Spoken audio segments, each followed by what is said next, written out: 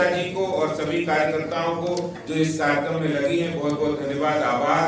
जय हिंद, जय भारत, भारत माता की जय। धन्यवाद।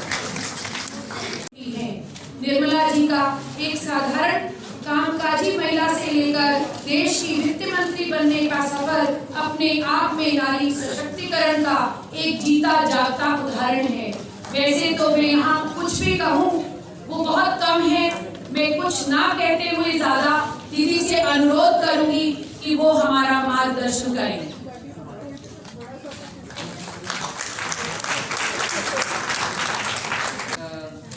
नमस्कार। रिस्पेक्टेड आदेश जी, बस सर प्लीज महिला पीछे वालों को मोर्चा देखने डालें। प्रेसिडेंट मानती जी, हो गया आपका सर? आप अलका योगिता सिंह जी, सर पीछे वालों को एक मिनट, प्लीज आप पीछे डालें। अलका जी सर हो गया आपका अभी? नहीं नहीं तो आप साइड में उधर and all पीछे ले लीजिए। dear Mahila Morcha members, also those awardees who have come here who are yet to receive your awards, media,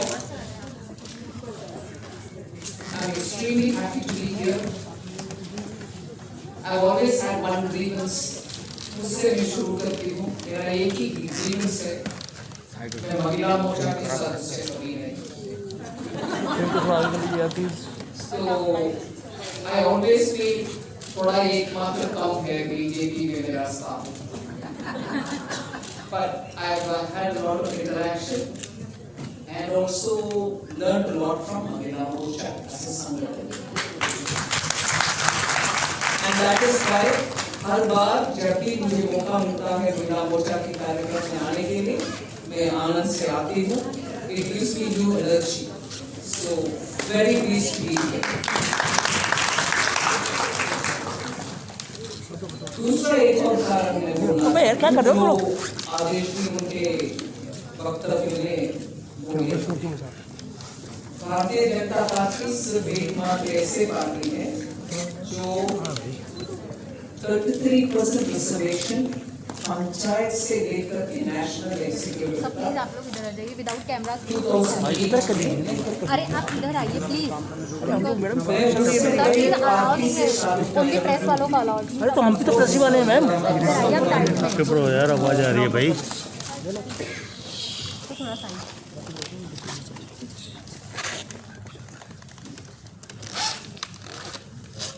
सेविका समिति और somewhat in सुरेश जागरण मंच ऐसे परिवार क्षेत्र में काम करती थी। उधर भी फुल टाइम मगर it was in 2008 और उससे पहले महिला मोर्चा राष्ट्रीय महिला आयोग में सदस्य थी 2005 तक। So पार्टी में आने का अपॉर्चुनिटी जब पार्टी ने 33% रिजर्वेशन महिला के लिए दी और उस समय पंचायत से लेकर के नेशनल एग्जीक्यूटिव तक महिला को जोड़ने का उस स्पेशल अभियान में मुझे भी पार्टी के स्ट्रीम ऑफ थिंग्स में ले आने के लिए मुझे बुलाया गया। माननीय राजा जी का राज्य अध्यक्ष थे और माननीय रामलाल जी के संगठन महामंत्री, उनसे फोन आया। मैं वैसे पार्टी के अंदर उस कारण महिला मोर्चा की सदस्य नहीं थी, मगर महिला रिजर्वेशन का बेनिफिशियरी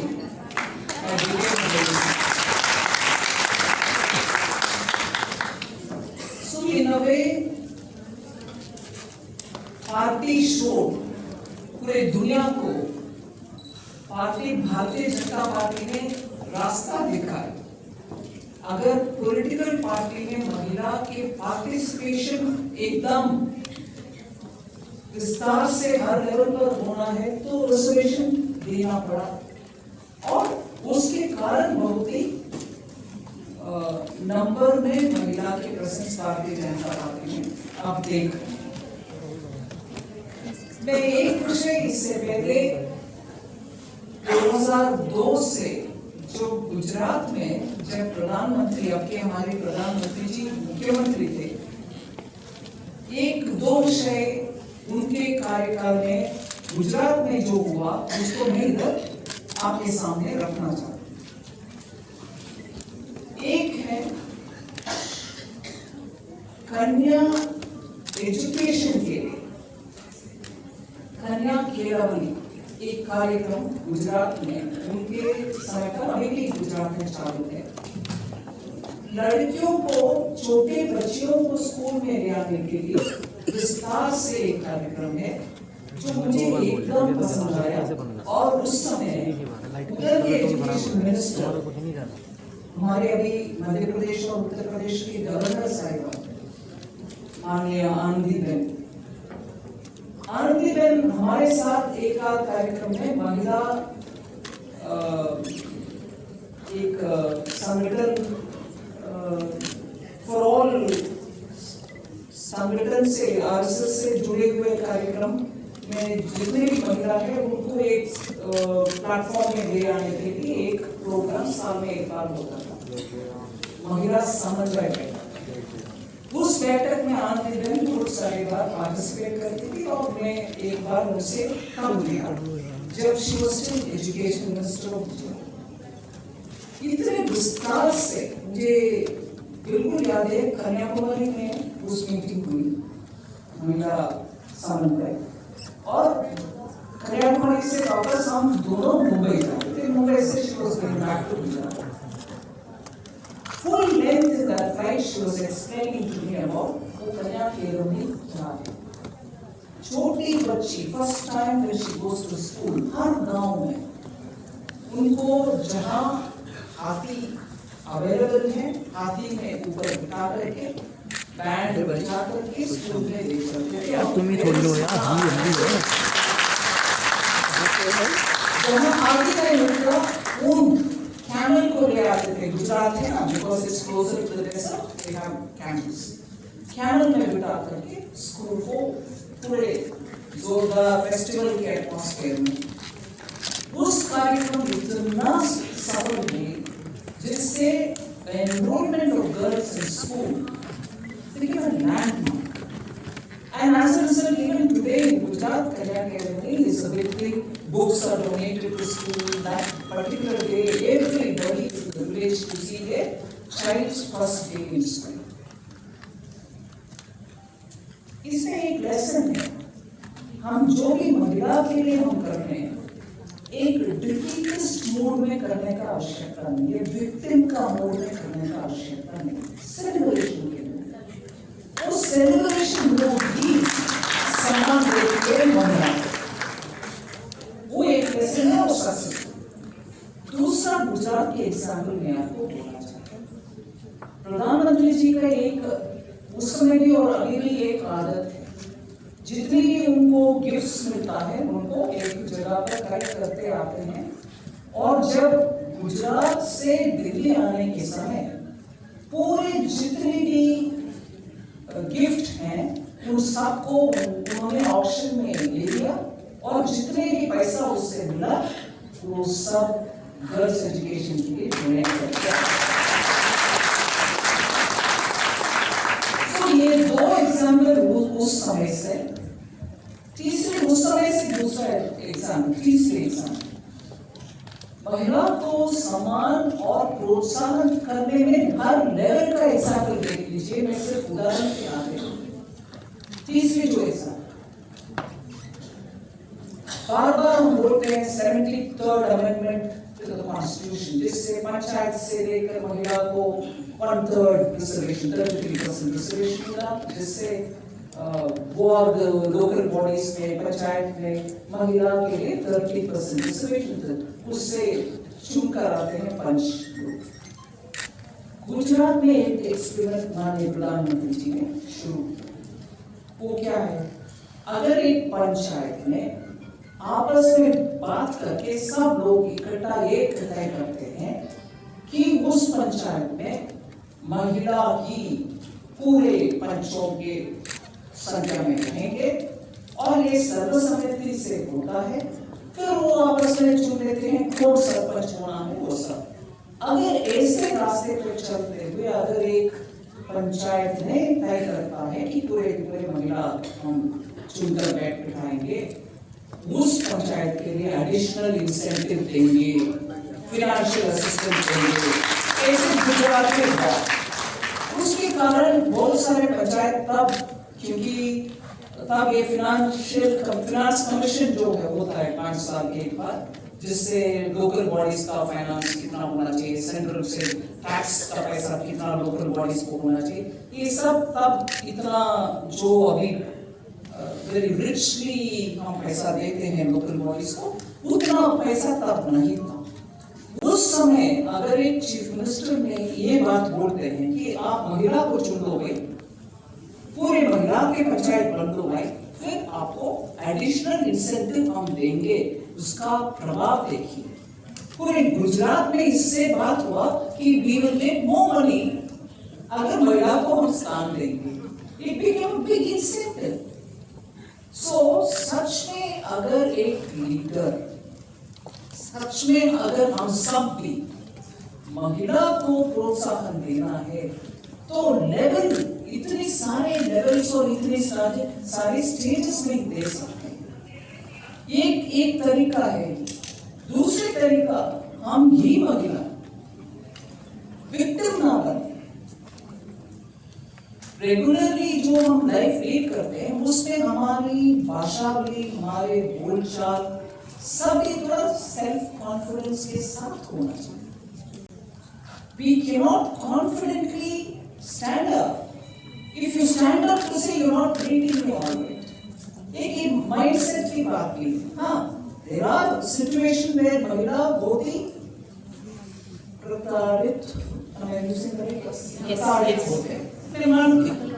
मगर ये भी है कि हम खड़े होकर भी जब बात करते हैं, arrogantly नहीं, मगर कॉन्फिडेंटली आप बात करो, फिर आप देखेंगे आपको लोग ट्रीट करना भी।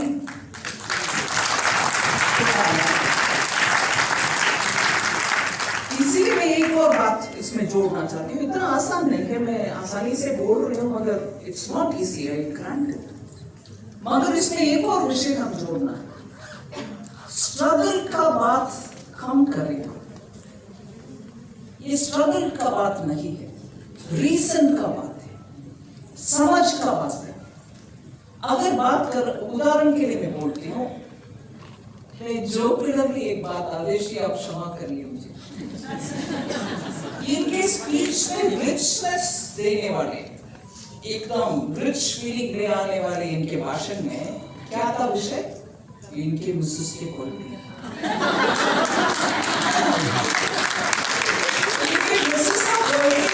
मैं तो चौंक गई हूँ कि तो बैठ कर, मेरे हिंदी तो इतना कमजोर है, फिर मैं could understand one thing. What a poetry she's written, यार। Poetry मतलब सिर्फ rhyming, last word rhyming होना, ये नहीं है। उस पोएट्री में देख लीजिए, she's bringing the richness of womanhood। जहाँ तक मेरा समझ है, she's referred to some of the strongest women in Indian mythology, है ना? 2 उदाहरण, सावित्री का उदाहरण, take it man, that lady was suffering like crazy। Savitri का लाइफ, सत्यवान के साथ उनके लाइफ क्या था? है ना? What kind of a life was it? It was all suffering. She married him who belonged to a royal family, but then I'm sorry, from the day she married, no, her royalty was not there. She had to suffer, live her life with him, and finally he dies. She has to go fight. But how gracefully did she fight it? वो richness उनका poem में उनके husband के लिए ये नहीं बोली कि मैं आऊंगी, मेरा अपना कविता सुनाऊंगी, इधर वो रीडर ना, आपका देखिए। और इसमें इसीलिए मैं बोलती हूँ, लड़ाई नहीं है, पुरुष के खिलाफ लड़ाई, नो। ऐसे पुरुष देख लीजिए, घर से उनके वाइफ का poetry, I appreciate it. I honestly appreciate it. ये नहीं किया था,